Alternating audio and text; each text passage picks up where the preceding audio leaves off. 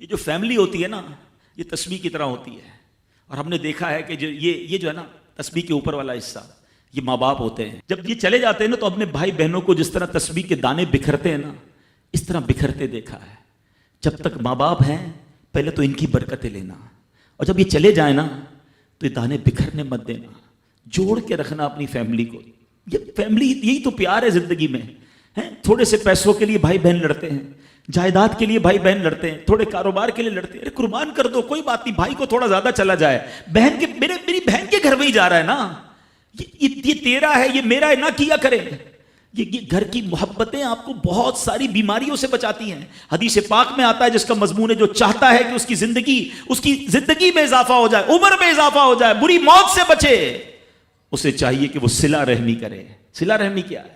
اپنے رشتہ داروں کے ساتھ اچھا سلوک. اور رشتہ داروں میں the closest family member جو ہے وہ بھائی بہن ہیں، وہ ماں باپ ہیں، بیوی بچے ہیں. ارے ان کو چھوڑ کر دنیا سے محبتیں جتا رہے ہو؟ نہیں میرے پیارے اسلامی بھائیوں. تو اپنی بچیوں کے ساتھ اور اپنی بہنوں کے ساتھ بالخصوص اچھا سلوک کرنا. خوش نصیب ہے وہ بھائی جو بہنوں کا مان ہے، خوش نصیب ہے وہ جو والد جو اپنی بچیوں کے ساتھ اچھا برتاؤ کرتا ہے. بہنوں کی دعائیں بھائی کو بہت اوپر لے جاتی ہیں. خوش نصیب ہے وہ بھائی. اچھا ہمارے ایک اور نظام پتہ ہے کیا ہے کہ جب تک ماں باپ کے ساتھ رہ رہے ہیں تو چلے بھائی بہنوں میں پیار ہے. اب بھائی بہنوں میں شادی ہو گئی، سب کی شادیاں ہو گئیں اور ماں باپ چلے گئے، تو اب نارملی لوگ اپنی بہنوں کو اگنور کرتے ہیں. اب یار میں تو اپنی بیوی کو دیکھوں گا، اپنے بچوں کو دیکھوں گا، اپنی کمائی کو دیکھوں گا. نہیں، اب بھائی کا کام ہے کہ وہ والد کا کردار ادا کرے. بہنوں کو یہ احساس دلائے کہ تمہارے ماں باپ چلے گئے ہیں مگر تمہارے بھائی زندہ ہیں، ہر مشکل میں تمہارے بھائی تمہارے ساتھ کھڑے ہوں گے.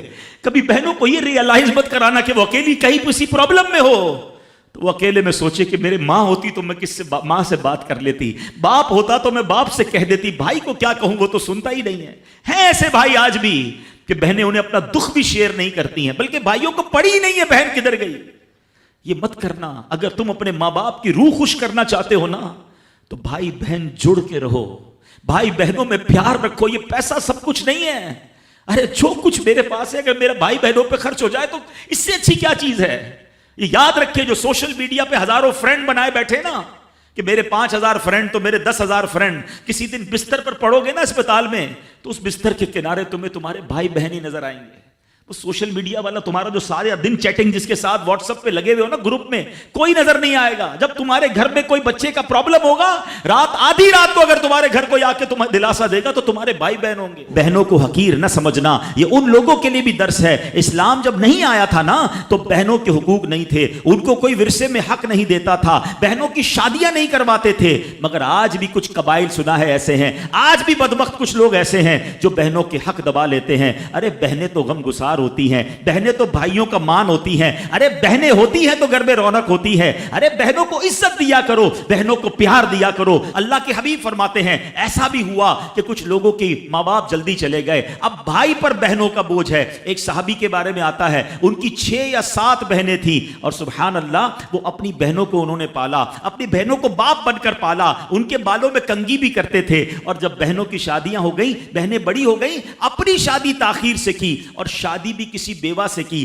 پوچھا گیا کہ کیوں بیوہ سے شادی کی؟ کہا میری بہنوں کو ایک ماں کی حاجت تھی، میں کوئی جوان لڑکی لے آتا تو بہنوں کا کیا ہوتا. اللہ اکبر. یہ صحابہ کا انداز. اور آج جو بہنوں کا حق دباتے ہیں، آج جو بہنوں کو ذلیل کرتے ہیں، نہ کرنا. ہمارا اسلام بہنوں سے محبت کا درس دیتا ہے.